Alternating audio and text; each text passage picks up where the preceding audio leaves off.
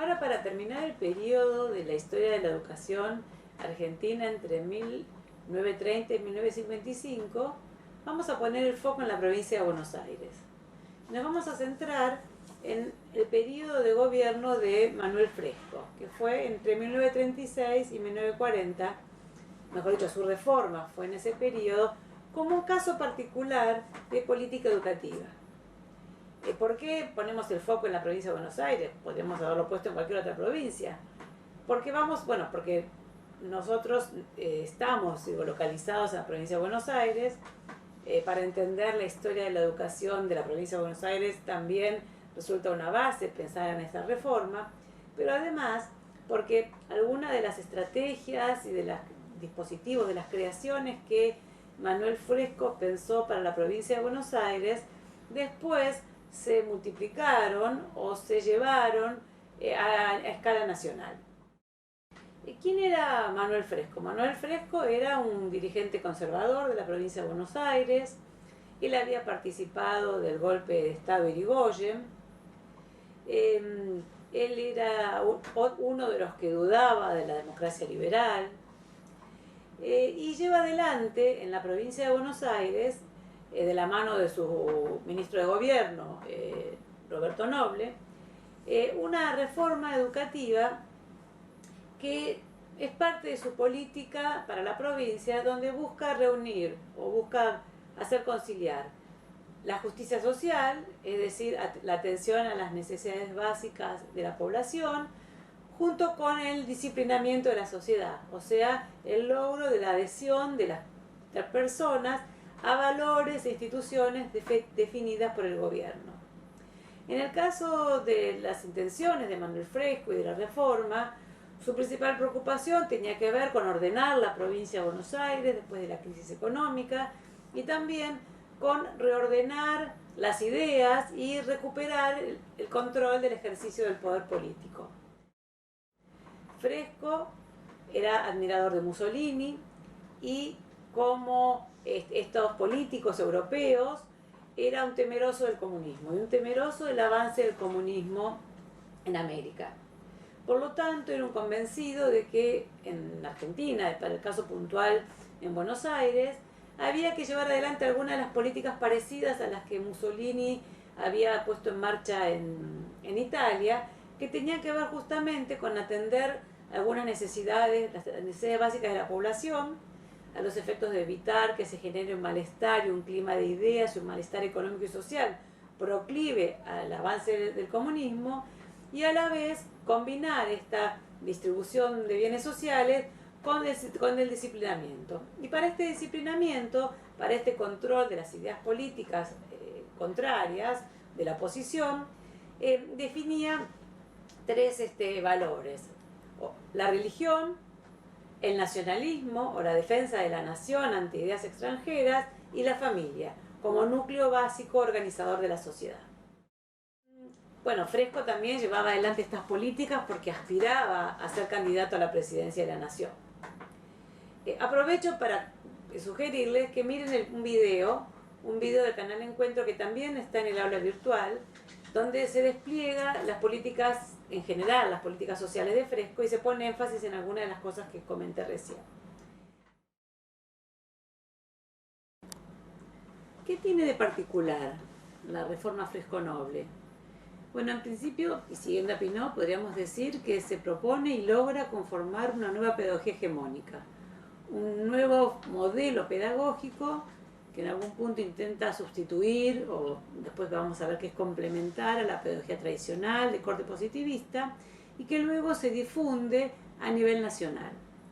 Y esta nueva pedagogía hegemónica reúne tres componentes bien diferentes, altamente heterogéneos, que quizás no nos imaginamos que podían confluir en una misma política. El primer componente es el componente renovador, es decir, el que se propone incorporar a esta nueva pedagogía hegemónica los elementos de la escuela nueva. Es decir, que se propone retomar aportes de la psicología, tomar al niño como centro del problema pedagógico, de la actividad pedagógica, y critica a la pedagogía tradicional, que tiene de alguna manera como lema la idea de que la instrucción, la luz que el maestro coloca sobre el niño es lo que lo instruye. Para este caso, la Escuela Nueva diría es una educación sin espíritu, es una instrucción que no educa. El otro elemento que reúne, o otro elemento heterogéneo que reúne, son las ideas nacionalistas. Ideas nacionalistas que se toman como base, como bastión de la lucha frente a las ideas externas, las ideas extranjeras, que son básicamente las ideas anarquistas, comunistas y socialistas que portan los inmigrantes que llegaron al país, entre otras cosas, a partir de la Guerra Civil Española. Estas ideas nacionalistas que empiezan a difundirse y a crecer en nuestro país transforman la concepción de nación incluyente, que fue la que quedó marcada en nuestra Constitución Nacional, con la que se dio la bienvenida a la gran masa inmigratoria que llegó al país para apoyar el desarrollo de la Argentina moderna, reemplaza esa concepción de nación incluyente por una concepción de nación excluyente. ¿Qué quiere decir concepción de nación incluyente? Es la concepción que nace durante la Revolución Francesa y que considera al nacionalismo como una decisión voluntaria de las personas que aceptan vivir bajo una misma ley, bajo una misma regla, en un mismo territorio. Nuestra Constitución Nacional, ya en 1853, adopta y plantea la concepción de nación incluyente. Plantea que esa ley máxima en ese momento de nuestro país y los derechos y las obligaciones que esa ley plantea son para todos los hombres del mundo que quieran habitar el suelo argentino, además de los habitantes de la nación. Y es una concepción de nación que, vuelvo a decir, dio la bienvenida a la masa inmigratoria que colaboró en la construcción de la Argentina. Pero en este periodo en que se teme la llegada de las ideas comunistas, que se colocan entonces en el temor al extranjero en general, se empieza a deslizar la idea de nación a lo que se denomina la idea de nación romántica. La idea de nación romántica es una idea de nación que entiende que comparten una misma nacionalidad aquellos que arrastran, que traen consigo tradiciones en común largas o lejanas en el tiempo, como son la religión, la etnicidad, la lengua. Entonces, así como para la nación incluyente de nación, la concepción incluyente de nación, que es contractualista, considera que es la voluntad de los hombres de vivir juntos bajo una misma ley, en un mismo territorio, lo que conforma una nación, la concepción de nación excluyente considera que componen una nación aquellas personas que comparten una larga tradición. Por lo tanto, no es algo que compartan gente que recién llega, y por lo tanto que habla otro idioma, tiene otra religión y ama, podríamos decir, otra patria. El tercer elemento que incluye es la idea de, vuelvo a decir, la crítica al normalismo y a la escuela existente. Estos tres elementos se articulan a través de tres estrategias. Esto que estoy planteando sigo también a Pablo Pinó. Él va a decir que la reforma Fresco-Noble se lleva adelante y tiene eficacia o tiene cierta capacidad de éxito porque combina una idea de renovación de la educación que es bienvenida por los maestros y por los inspectores a quienes han recibido el influjo del movimiento escolanovista que pone la centralidad en el niño. Eso lo suma a una estrategia de cooptación, una estrategia que pone el foco en el asistencialismo, en la creación de comedores escolares, en la creación del cuerpo médico, en el desarrollo de la organización de educación no formal, en la organización del tiempo libre, en algún punto en las ideas de distribución o justicia social.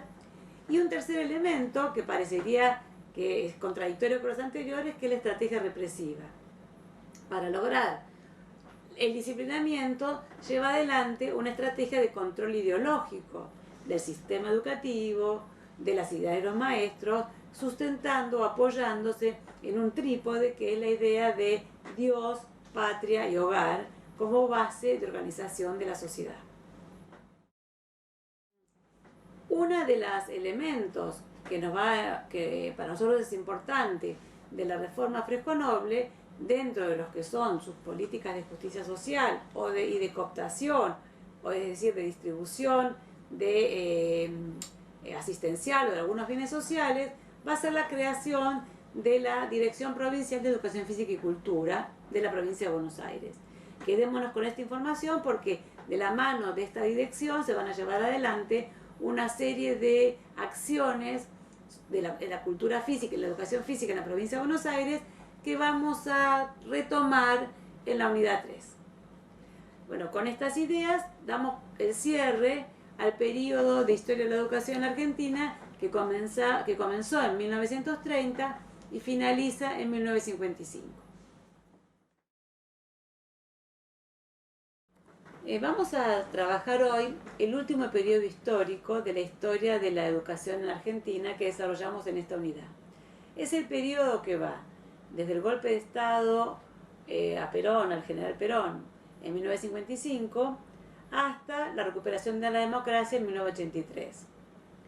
Si tenemos que ponerle un título a este periodo, podemos decir que es una etapa de alta inestabilidad política, que se suceden gobiernos democráticos y dictaduras, y a su vez donde se suceden también políticas educativas que combinan la modernización con el fuerte disciplinamiento.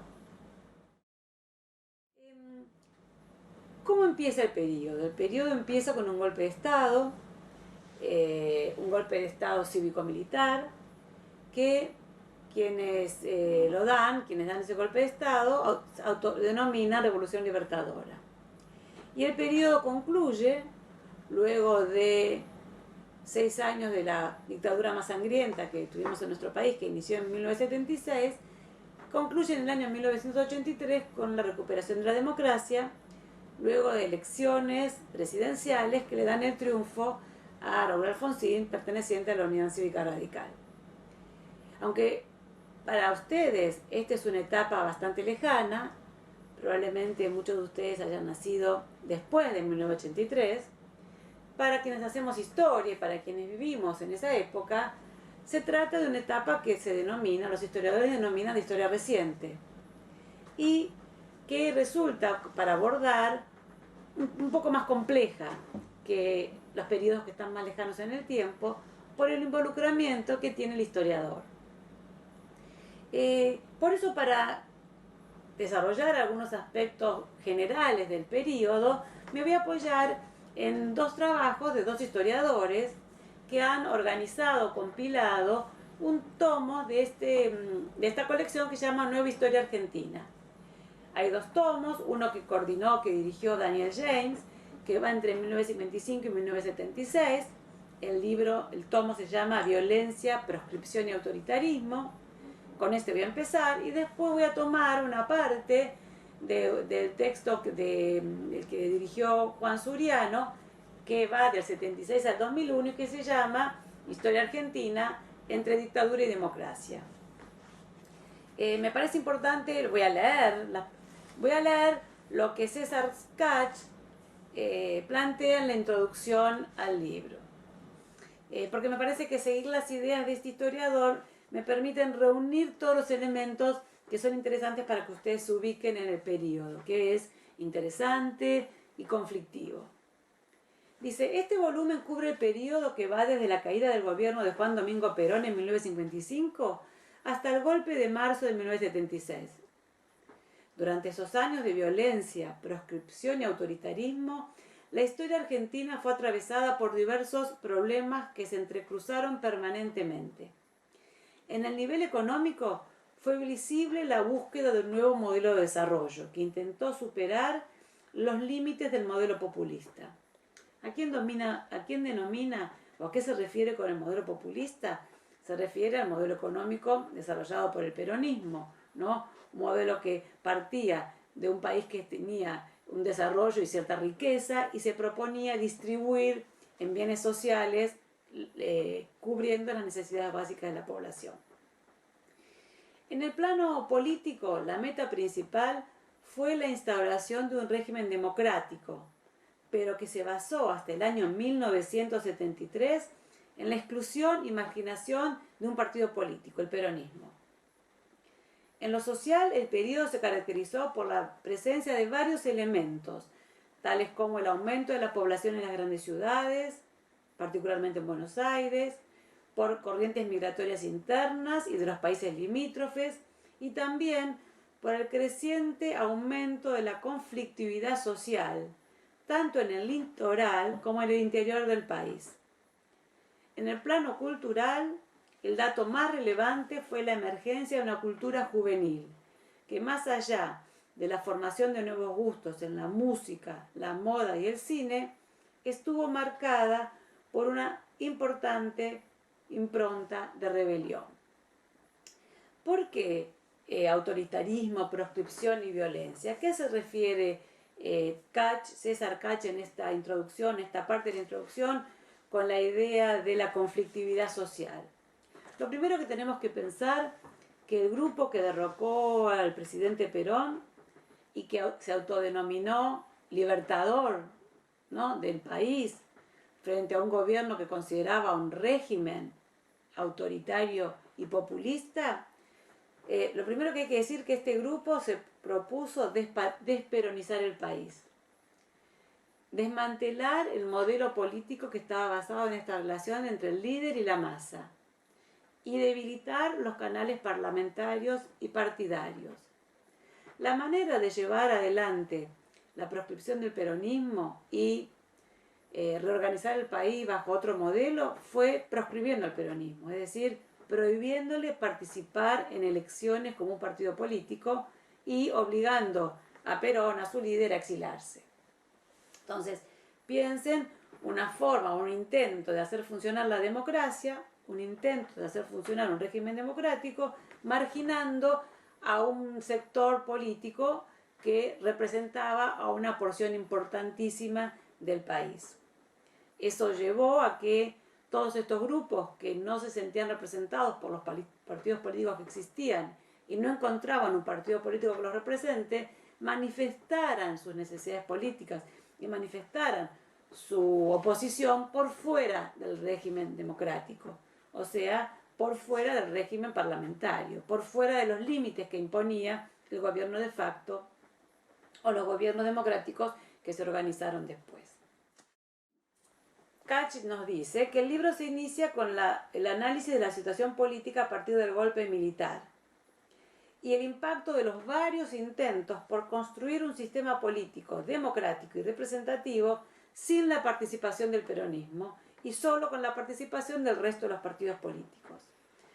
Kach nos va a decir que la Argentina permaneció desde entonces en un callejón sin salida, donde se alternaron elecciones cuyos resultados eran inaceptables para una parte importante de la sociedad, y la reiteración de golpes militares que buscaban restablecer el orden que se sentía amenazado por estos grupos que no aceptaban el gobierno democrático pero antidemocrático que se había elegido. Este juego de imposible resolución, donde se alternaban golpes militares y gobiernos civiles pero ilegítimos, no solo hizo que los partidos políticos fueran perdiendo legitimidad, fueran siendo vistos como el camino para la participación, sino que también implicó la decadencia de la noción de democracia y favoreció el surgimiento y la consolidación de la violencia como forma de acción política. Esta pérdida del valor de la democracia se extendió al conjunto de la sociedad y se convirtió en la base de las confrontaciones políticas de todo el período. El historiador nos va a decir también que no solo fueron políticas las dificultades. En el plano económico hubo varios intentos de establecer las bases de una política fundada en nuevos parámetros del sistema económico internacional.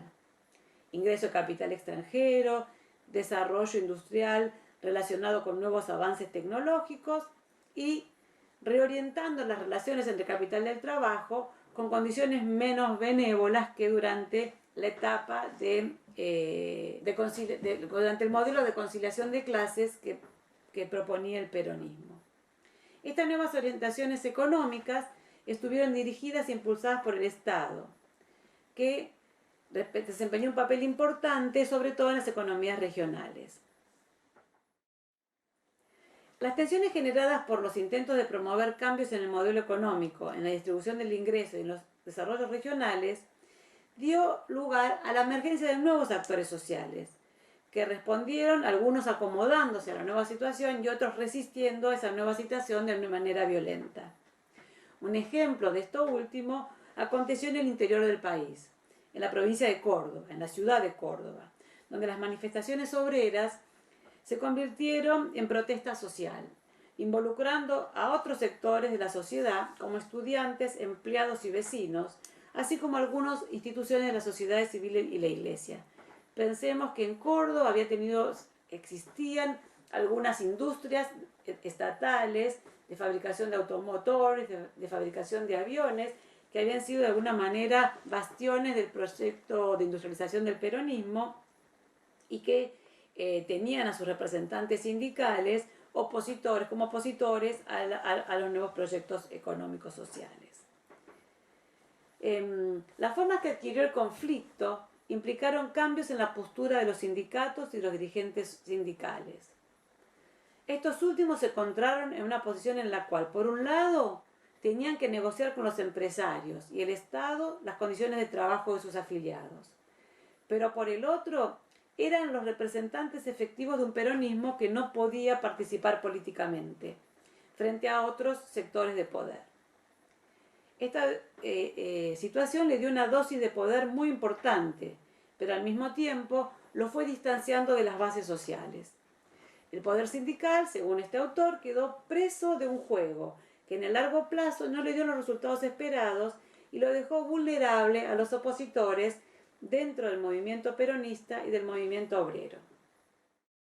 Sin embargo, es interesante reconocer, nos dice este autor, que desde el punto de vista económico, el nivel del conflicto económico y social era mayor del conflicto económico.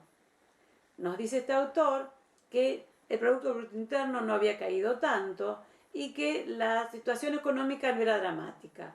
Sin embargo, esta imposibilidad de representación política de ambos sectores de la población y esta apertura a capitales extranjeros en desmedro de la industria nacional hacían que el conflicto político, social y laboral fuera por encima de los pequeños logros económicos. También nos dice este autor que hay que tener en cuenta que todos estos movimientos sociales, culturales y políticos de los cuales participaba la juventud estaban inspirados en la Revolución Cubana, ¿no? La Revolución Cubana de 1959, que por la cual el Che Guevara, Fidel Castro y otros guerrilleros en ese momento habían derrocado al dictador Batista y habían instaurado un gobierno nacional que rápidamente expresó en las Naciones Unidas su adhesión al comunismo.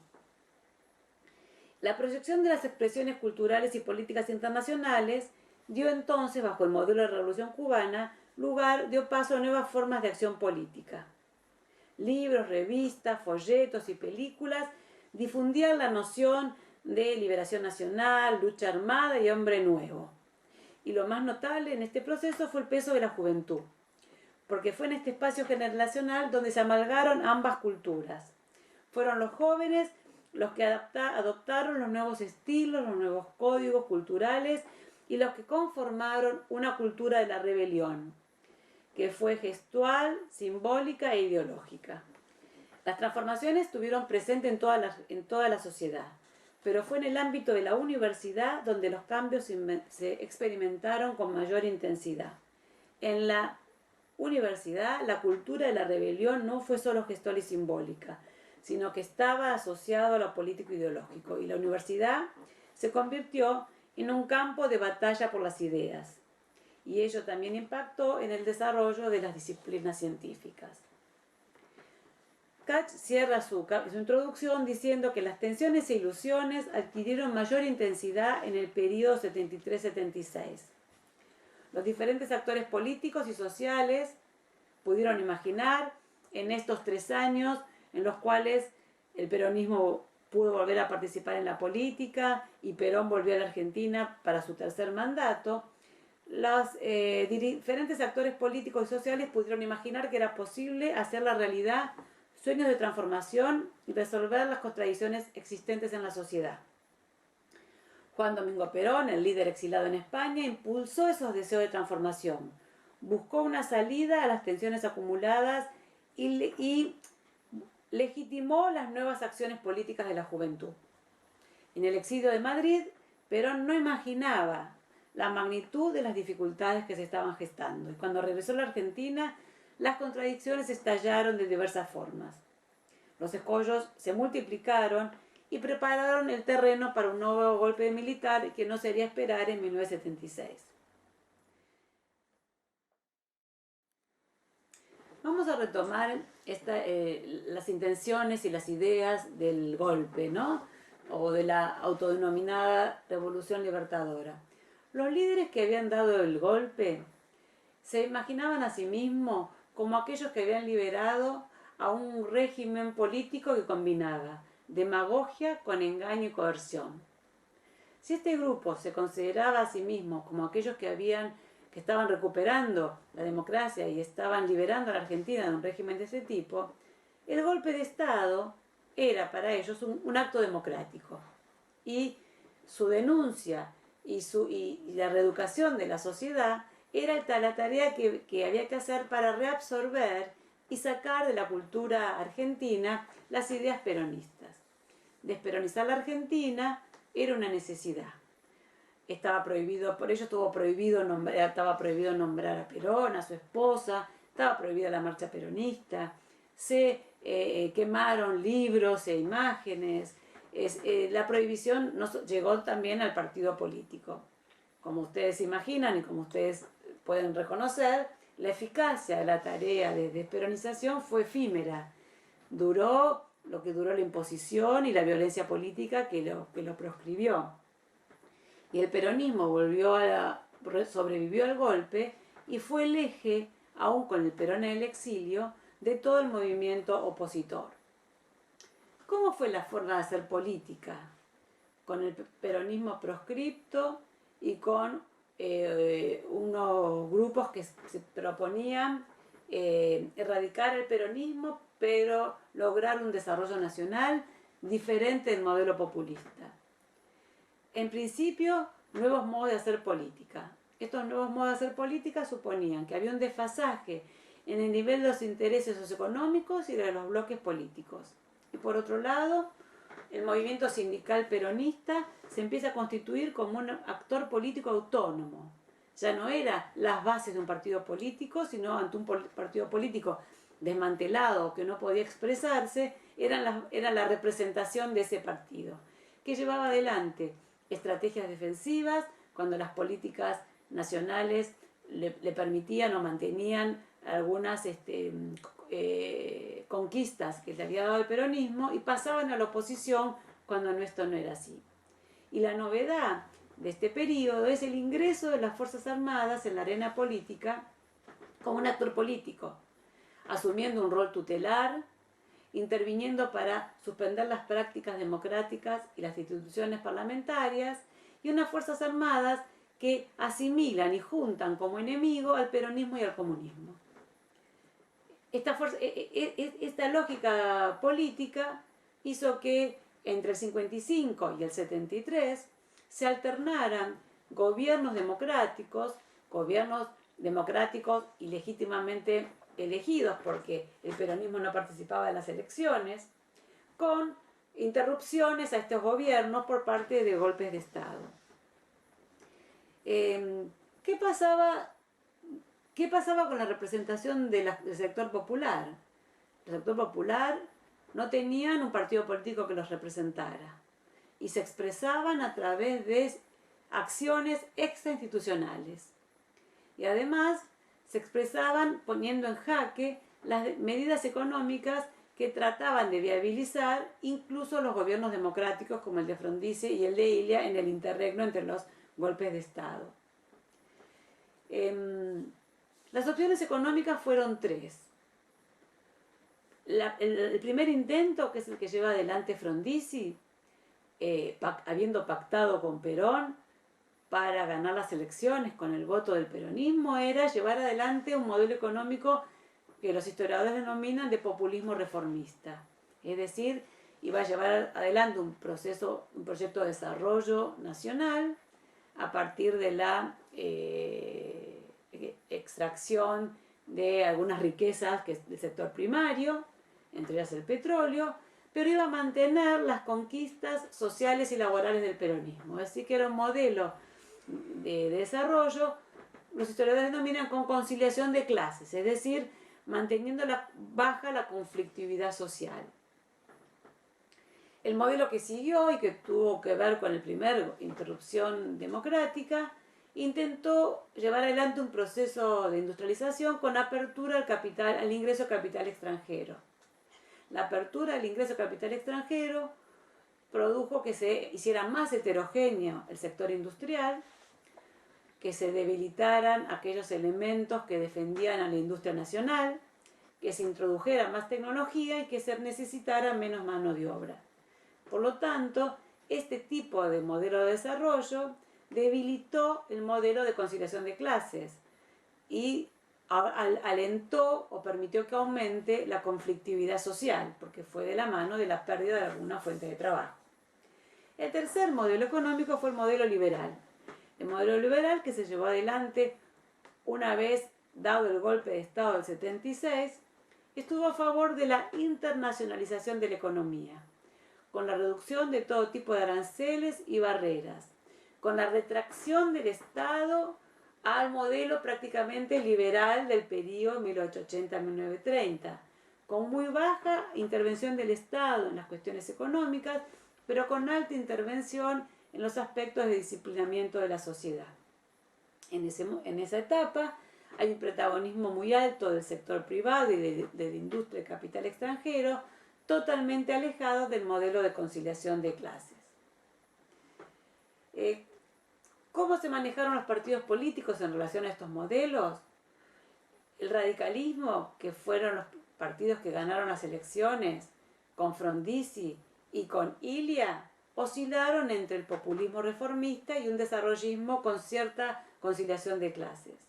Los liberales, que se aliaron en un momento con los radicales, pero que después llevaron adelante su política económica de la mano gracias a la represión de la dictadura, llevaron adelante un proyecto liberal de políticas pro mercado. Pero para seguir con la política y la economía durante la dictadura, voy a introducir algunos elementos que nos trae el texto de Suriano respecto de este periodo. El libro de Suriano habla de la historia argentina entre dictadura y democracia, o sea, entre 1976 y el 2001, que es cuando estos historiadores cierran la colección. Pero yo voy a leer lo que dice Suriano a partir de 1976, y a esta etapa que empieza en 1976, Suriano le pone como nombre Una Argentina diferente. Dice: este volumen abarca el análisis del último cuarto del siglo XX. Sin embargo, su delimitación no es sencilla porque la historia del presente no representa un periodo histórico clásico, porque su temporalidad se mueve y hay que reinterpretarlo permanentemente. Pero el punto de arranque ofrece pocas dificultades, porque el golpe del 76, aunque no se produjo una ruptura radical con las tendencias socioeconómicas que ya venían, el año 1976 implicó un cambio significativo, no tanto por el inicio de la dictadura más cruel y violenta de la historia argentina, sino fundamentalmente porque fue el comienzo de un proceso de reconversión económico y social que era parte eco de la crisis mundial desatada en 1973 como consecuencia del alza de los precios del petróleo. Ese proceso avanzó de manera irreversible. Él va a decir, recorriendo dictadura y democracia, transformando la sociedad argentina y alcanzando su clímax en la década de 1990 durante la presidencia de Carlos Saúl Menem, que va fuera de nuestra periodización pero que no podemos mencionar, y cuyos efectos, dice Suriano, aunque ya se hayan atenuado para el año 2001 cuando él escribe esto, parecen en buena medida difíciles de revertir. Si bien es cierto que algunos activos de las orientaciones neoliberales que se impondrían en esta etapa ya asomaban en las políticas económicas implementadas en 1975 bajo la presidencia de Isabel Martínez de Perón, la viuda de Perón que asumió el poder tras la muerte del presidente, fue durante la gestión del Ministerio de Economía de José Alfredo Martínez de Oz, durante la dictadura, cuando comenzaron a enunciarse y aplicarse de manera efectiva las políticas de desmantelamiento del Estado. El argumento central era la disminución del déficit del sector público y el redimensionamiento de la industria y su competitividad a partir de la reducción de la protección arancelaria, con el achicamiento del sector. Estas estrategias fracasaron parcialmente en ese momento, pues se debilitaron, pero anticiparon lo que vendría después y empezaron a crear consenso a las políticas neoliberales que se aplicaron durante la década del 90. La premisa central que recorre estas páginas es que la Argentina a partir del 76 cambió de manera notable, debido a las profundas transformaciones acaecidas en la economía, en la sociedad y en la política. A partir del proceso abierto por la dictadura, se fueron abandonando políticas que desde los años 40 habían privilegiado el pleno empleo, la demanda del mercado interno como factor de crecimiento sobre la base de la protección de la industria de sustitución de importaciones y el papel del Estado como regulador del salario, como garante del bienestar de las personas mediante diversas prestaciones sociales. Más allá de las diferencias en las políticas estatales que siguieron, hoy parece evidente que la quiebra de ese modelo no mejoró la calidad de vida de la sociedad argentina, sino que por el contrario generó un proceso de exclusión social nunca visto antes que persiste plenamente en la actualidad, nos dice Suriano para el año 2001. En efecto, el crecimiento de la pobreza, una desocupación que por momentos llegó al 20%, el ensanchamiento de la brecha entre los que más y menos tienen, el achicamiento de la movilidad ascendente, se han convertido, dice Suriano, en lo que parece ser un rasgo estructural de la sociedad argentina.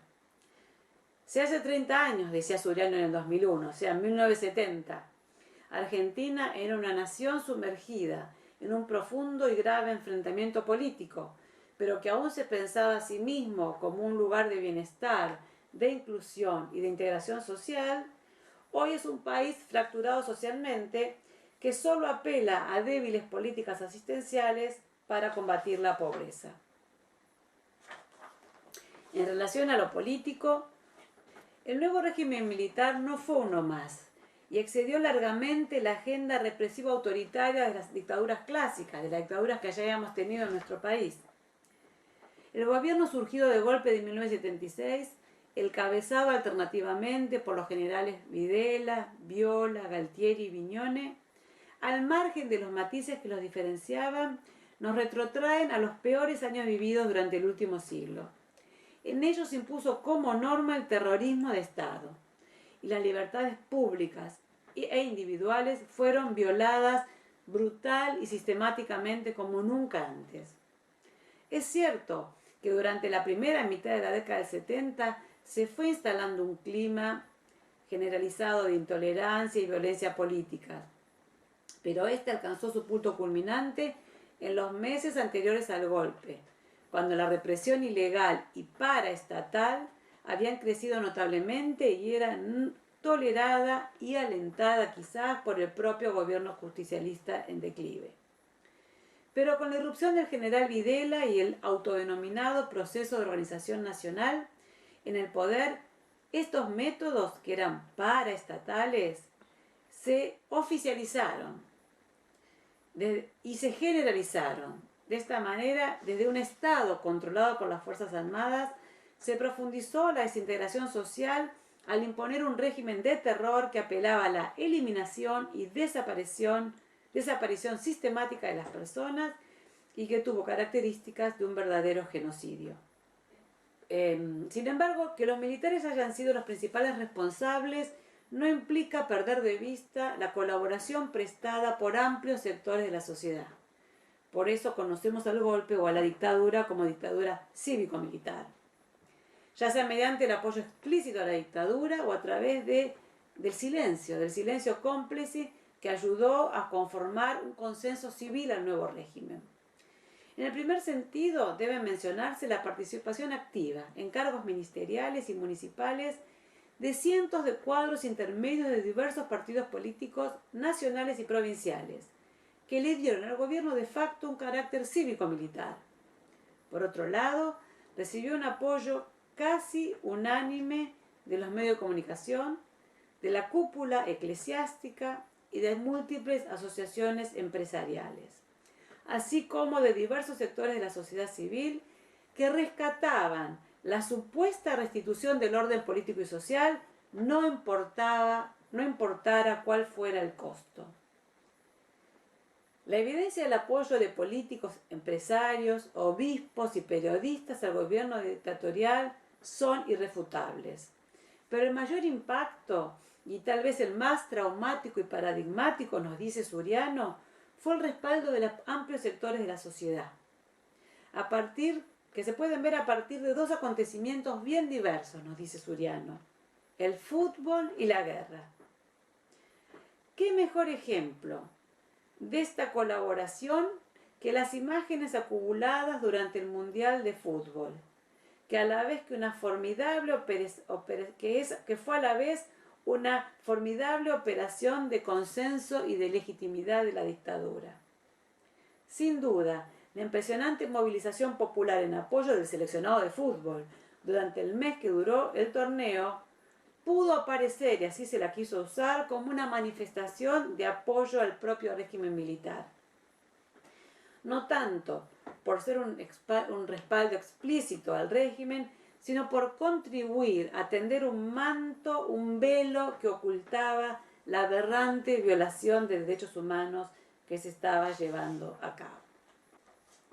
El otro elemento fue el apoyo a la guerra, ¿no? A la guerra de Malvinas, la última manotazo de ahogado que da el régimen militar, que tuvo consenso popular y volvería a aparecer durante la aventura que se llevó adelante con la ocupación de Malvinas en 1982. Suriano nos dice: al igual que el Mundial de Fútbol, fue una operación destinada a buscar consenso social, el consenso que se había perdido con mucha rapidez, como siempre ocurrió con los regímenes militares anteriores. Pero el desastre militar cambió rápidamente los humores de la población y de los medios masivos y de la dirigencia política, y el apoyo a la dictadura se transformó en malestar y oposición que aceleró la caída del régimen y el llamado a elecciones. Ahora vamos a ver cómo afectó esto a la economía y después a la educación. Recordemos lo que dijimos hace un rato. La economía, la industria se hace más heterogénea, con más capitales extranjeros, se moderniza tecnológicamente, pero se abre la industria extranjera y por lo tanto se debilita la industria nacional. Esto tiene dos consecuencias. Por un lado, que aumenta el sector terciario de la economía, que es todo el sector que apoya la logística industrial, tanto sea los servicios, sobre todo servicios y bancos. Pero también la terciarización de la economía por la ubicación de las personas que se iban del sector industrial y buscaban trabajo en el sector servicios. Este cambio en la economía y este cambio en los en el tipo de trabajo y en el sector de la economía dadora de trabajo, tuvo impacto o derivó en nuevas exigencias educativas.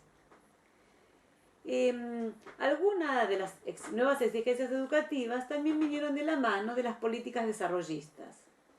Estas que hablábamos, que se intentaron llevar adelante durante los dos gobiernos elegidos constitucionalmente, el de Frondizi y el de Ilia. ¿Qué planteaban estas políticas desarrollistas, además de pensar en una política de desarrollo nacional? Estas políticas estaban avaladas y entraban dentro de un movimiento de desarrollo económico latinoamericano o americano en general, que se conoció, que fue efecto de un acuerdo que se denominó Alianza para el Progreso. La Alianza para el Progreso fue un proyecto iniciado por Estados Unidos con intención de minimizar los efectos de la Revolución Cubana o del contagio de la Revolución Cubana al resto de América, que se proponía como lema llevar al resto de América una revolución, pero no bolchevique, sino en libertad, es decir, a través del desarrollo económico. La idea que se difundió a través de la reunión de ministros que se llevó a cabo en Punta del Este era que para frenar al comunismo era imperioso mejorar las condiciones de vida de la población, es decir, que los países pasaran a ser países subdesarrollados, tal como se los clasificó en ese momento, a ser países en vías de desarrollo. Y para eso, bueno, una de las herramientas para ese desarrollo era la educación. Pensar a la educación como una vía para el desarrollo era también aceptar y organizar la economía y la educación en el país en base a una teoría desarrollada por un economista denominado Schultz, que era la teoría del capital humano. La teoría del capital humano plantea que en todo país hay personas, el dinero mejor dicho, que se coloca en la educación de las personas, no debe ser considerado un gasto, sino debe ser considerado una inversión.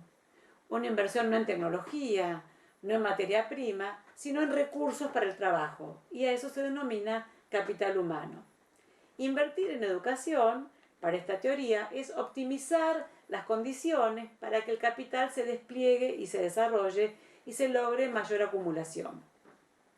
Entonces, bajo la teoría del capital humano, se consideró que la inversión en educación, y sobre todo, o específicamente, la inversión en educación superior, el dinero que se ocupara en educación superior, iba a ser una inversión y debía llevarse adelante, sobre todo en aquellas ramas o disciplinas o profesiones desarrolladas en las universidades, cuyos profesionales se insertaran en el mundo del trabajo y con su trabajo lograran aumentar, incrementar el Producto Bruto Interno. Es decir, la teoría del capital humano recomendaba invertir en la formación de ingenieros, físicos, químicos, agrónomos, en aquellos, vuelvo a decir, cuyo trabajo se volcara fuertemente al aumento del Producto Bruto Interno en el corto plazo.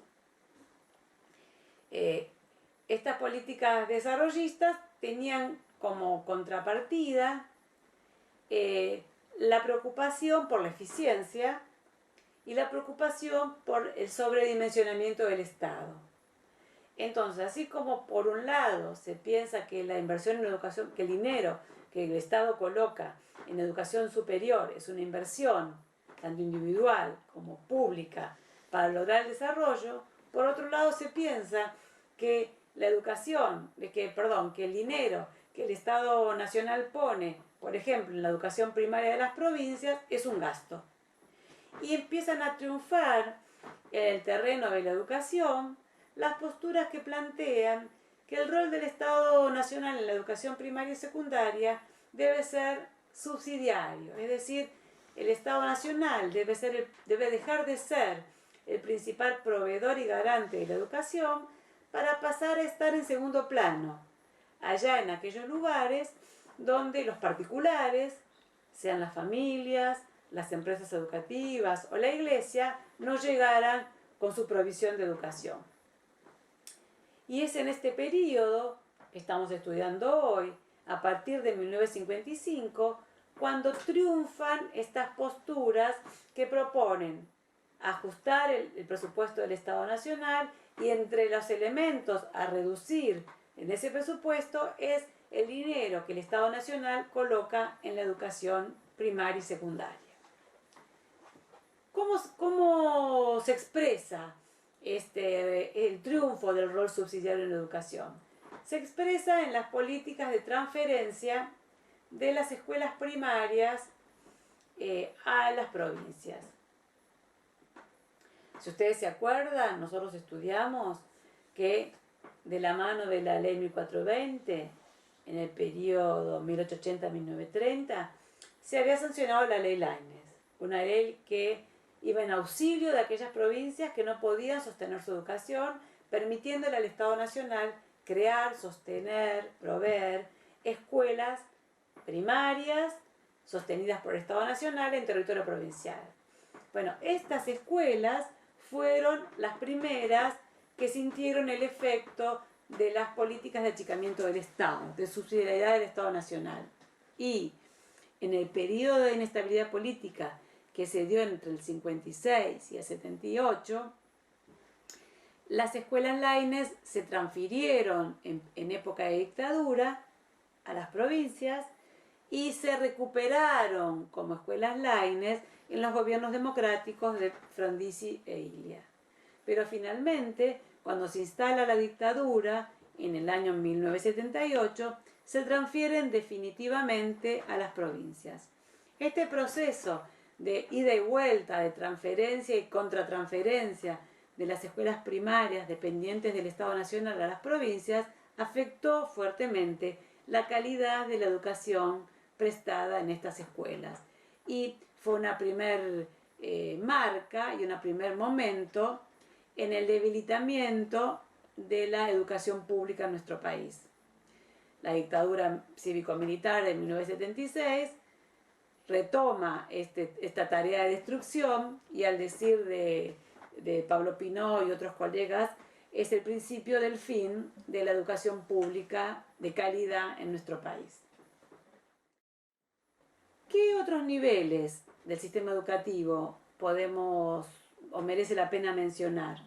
Vamos a hablar ahora de un nuevo nivel, o mejor dicho, de un nivel del cual no habíamos hablado, que había tenido sus primeras expresiones en el fin del siglo XIX, pero que se empieza a desarrollar con la creación del Instituto de Formación de Profesores para el Nivel Inicial Sara Eccleston en 1939, que es el nivel inicial.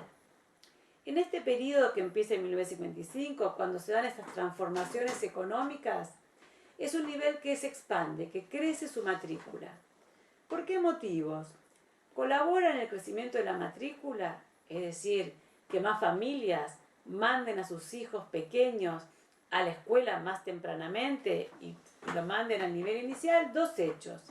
El primero fue la incorporación de la mujer al mercado de trabajo, es decir, la pérdida de calidad y capacidad de compra del salario obliga a las mujeres de clase media a incorporarse al mercado de trabajo. Esto hace que necesiten espacios donde dejar a los hijos bajo cuidado.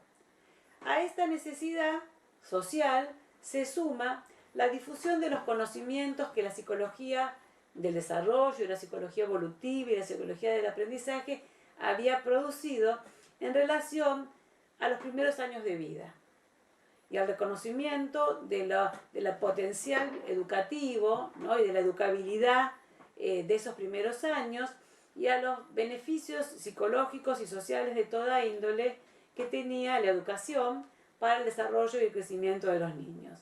Entonces, esta difusión, y uno podría decir vulgarización a nivel de la sociedad y de la clase media urbana, de los beneficios de la escolarización en los primeros años de vida, es decir, no solamente del cuidado, sino también de la estimulación educativa, contribuyen al fomento de la creación de más jardines infantes. Y la creación de los jardines infantes, de gestión pública y de gestión privada, se realiza con una característica muy particular. Aumenta la matrícula, pero se mantiene la calidad, porque el jardín de infantes se organiza con una relación de maestro-alumno de pocos alumnos por maestro, lo que permite que, aunque se amplíe la matrícula, se mantenga la calidad de la relación pedagógica. Vuelvo a decir que este efecto y el crecimiento de la matrícula del nivel inicial se da o son beneficiados de esto las clases medias urbanas. Respecto a la educación primaria, como efecto del proceso de transferencia, de la pérdida de calidad, lo que se empieza a manifestar son los primeros problemas de eficiencia del sistema educativo, los primeros problemas de eficiencia de la escuela primaria. ¿A qué llamamos problemas de eficiencia de una escuela, de un sistema educativo? ¿Qué quiere decir que un sistema educativo es ineficiente? Bueno, quiere decir que no todos los niños que van a la escuela la terminan, y no todos los que la terminan aprendiendo lo que se esperaba. O sea, la escuela no logra la efectividad, cumplir con efectividad sus objetivos. Y aparecen problemas que ahora son conocidos: el ingreso tardío a la escuela, la repetición, el desgranamiento, o sea, que un chico pase a conformar parte de una promoción que viene detrás. Y finalmente, después de las repeticiones reiteradas, la deserción. Hay distintas explicaciones que se fueron dando, que las investigaciones fueron dando respecto a este problema. Uno de ellos es esta idea que parecería ser una regla, que cuando un nivel de sistema educativo se democratiza cuantitativamente, en el momento que se amplía a nuevos sectores sociales y se hace más heterogéneo, esta heterogeneización, esta ampliación cuantitativa, no va de la mano del sostenimiento de la calidad y por lo tanto no va de la mano de la democratización cualitativa. Parecería que el aumento de la matrícula, el crecimiento de la matrícula, va de la mano del decrecimiento de la excelencia. Otro elemento que puede haber afectado, que las investigaciones históricas y sociológicas señalan como posible efecto de la pérdida de calidad y de eficiencia del sistema, son los cambios en la formación de los maestros, que vamos a ver en nuestra última unidad. Pero para dar una primera información, la escuela normal deja de ser el nivel y la escuela donde se forman los maestros, y los maestros pasan a formarse en el nivel terciario.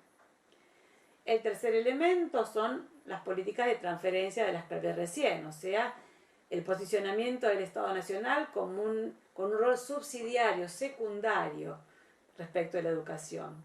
Y el último factor, que quizás es uno de los más importantes, son las variables exógenas, o sea, los problemas económicos que fueron de la mano de problemas sociales que afectaron la capacidad de las familias de dar y exigir una educación de calidad para sus hijos. Bueno, ¿qué pasa con la escuela secundaria? ¿Qué pasa con el nivel medio? La escuela secundaria aumenta la matrícula. Podemos decir que la escuela secundaria aumenta la matrícula por efecto de la expansión de la escuela primaria. Aunque, como ya dijimos, la escuela primaria ha perdido eficiencia, no deja de haber graduados de la escuela primaria que aspiran a ir a la escuela secundaria. Aumenta la matrícula de la escuela secundaria tradicional, de los colegios nacionales que articulan con la universidad, pero también de las escuelas técnicas que articulan con la universidad obrera. Pero este aumento de la matrícula de la escuela secundaria no va acompañado de mejora en el rendimiento. ¿Qué queremos decir? Que hay más cantidad de chicos que acceden a la escuela secundaria, pero no todos esos chicos la terminan y llegan a tener el título de escuela secundaria. Además, aumenta más la matrícula de la escuela tradicional, menos la matrícula de la escuela técnica. Pensemos que por el momento una y otro tipo de escuela recibe o capta alumnos de diferente clase social. Y el rendimiento es también diferencial. Se reciben más chicos de la escuela media tradicional que chicos de la escuela media técnica. Por lo que los investigadores dicen que se da un proceso de rendimiento diferencial de la escuela media en función de la composición social del alumnado, reforzando diferencias sociales existentes. Lo que está diciendo en ese momento es que si bien se aumenta la matrícula de la escuela media y entran chicos de distintas clases sociales a distintos tipos de escuela. Los que más se gradúan o los que tienen más capacidad de graduación son los chicos de clases medias y altas que van a la escuela tradicional por los chicos de clase trabajadora que van a escuela técnica. Finalmente, ¿qué pasa con la universidad? La universidad también sufre un proceso de expansión. Por empezar, crece el número de universidades. No solo están las universidades públicas, sino que también se reabren las universidades religiosas que habían sido cerradas en la época de la independencia y se crean nuevas universidades privadas a partir de una ley sancionada en 1958 durante el gobierno de Frondizi como resolución de una polémica a favor o que tensionaba la escuela pública y la escuela privada tras el lema laica o libre. De este modo aumenta la matrícula de la educación superior, pública y privada. Aumenta la matrícula de las mujeres en la universidad, pero aumenta más la matrícula de alumnos de clase media en relación a las otras clases sociales, a la clase más alta que ya estaba en la universidad, a la clase trabajadora que no tiene tanta facilidad para llegar. Entre los años 56 y 66, bajo el pleno efecto de la teoría del capital humano y la inversión en la educación, es la época de oro de la universidad pública. Sin embargo, a partir de 1966, con este proceso cultural de politización de las universidades y de rebelión ideológica y cultural de los jóvenes, aumenta la conflictividad social en la universidad y el gobierno de la dictadura de Onganía las interviene. Este proceso de intervención, por ejemplo, el que se da en el 66 en la Universidad de Buenos Aires, que se conoce como la Noche de los Bastones Largos, marca el inicio de la crisis de la universidad pública en nuestro país. Sin embargo, la matrícula va a seguir subiendo y hasta el fin de nuestro periodo. Este proceso de paulatina incorporación de nuevos sectores sociales al sistema educativo y de posibilidad de que estos nuevos sectores sociales atraviesen y recorran todos los niveles que logran tener cierta articulación, se conoce con el nombre de retención. El sistema educativo está pensado para retener a los estudiantes a lo largo del sistema. Sin embargo, un fenómeno que se da en esta etapa es el proceso de retención diferenciada. ¿Qué quiere decir? Que el sistema educativo retiene, pero a su vez el sistema educativo se segmenta. Entonces retiene a los sujetos en el sistema en distintos segmentos educativos que se asocian a la clase social. Y este proceso de retención, Brandlaski lo denomina de retención con diferenciación o retención diferenciada, que supone, en términos que venimos hablando en la unidad 1, un proceso de retención menos democrático. De este modo estaríamos terminando el periodo 1955-1983. Como parte del trabajo práctico que haremos en este periodo, veremos o profundizaremos el efecto del proyecto educativo de la dictadura, el proyecto pedagógico de la dictadura, que va a estar caracterizado por la coerción, la censura, la persecución ideológica y la pérdida de sentido y fragmentación del sistema. También los invito a ver algunos videos que acompañan este video, uno sobre la Noche de los Bastones Largos y otro sobre el cordobazo del que hablé en la primera parte cuando desarrollé el contexto. Bueno, nos vemos en la clase práctica y en los próximos teóricos.